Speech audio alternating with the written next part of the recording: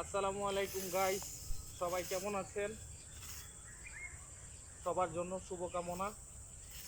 যারা অসুস্থ আছেন দোয়া করি তাড়াতাড়ি সুস্বাস্থ্য কামনা করছি তাদের জন্য। আমি গরুর খড়, ধান কাটার পরে, ধান ছড়ার পরে যে খড় হয়েছে সেই খড়গুলো এখন শুকাইছি আমরা। শুকানোর পরে এগুলো শুকাইতেছি। এই খড়গুলো গরুর জন্য। ধান থেকে ধান পাই, গরুর খাদ্যও পাই। গরুর খাদ্য হলো খড়, ধান থেকে আবার কুড়াও হয়। তো সব মিলিয়ে লস নেই, লাভ আছে আলহামদুলিল্লাহ। শহরের চাকরির পাশাপাশি কৃষি ফসল করা এটা পসিবল। যারা বেকার তাদেরকেও বলবো, বেকার না থেকে কাজে লাগেন, কাজ করেন, কাজে দিবে। বসে থাকার চাইতে কিছু একটা করেন, উদ্যোক্তা হন।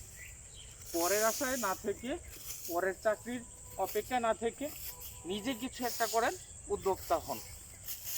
সবাই যারা আমার ভিডিওটা দেখছেন তাদেরকে বলবো, আমার ভিডিও করার উদ্দেশ্য হলো আমার ভিডিও দেখে আপনারা কিছু শেখা, যে আসলে এই মানুষটা কিভাবে পারে, কতটুকু পারে, আসলে কি সত্যি কিনা তার প্রমাণ এখন আমি আপনাদেরকে দেখাবো।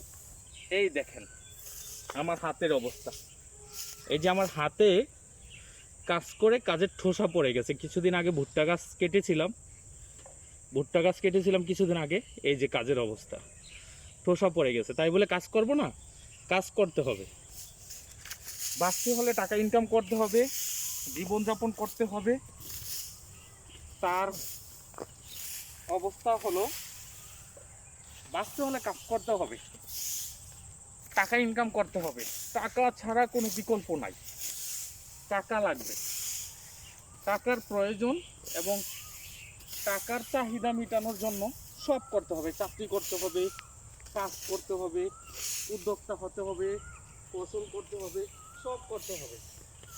যারা আমার ভিডিওটা দেখছেন, আমার কথাগুলো শুনেছেন, ভালো লাগলে একটা লাইক দিবেন, কমেন্ট করবেন, পেজটাকে ফলো দিবেন, চ্যানেলটাকে সাবস্ক্রাইব করবেন, ভিডিওটাকে একটা শেয়ার দিবেন। সবাই ভালো থাকেন, সুস্থ থাকেন, সবার সুস্বাস্থ্য কামনা করছি। আসসালামু আলাইকুম।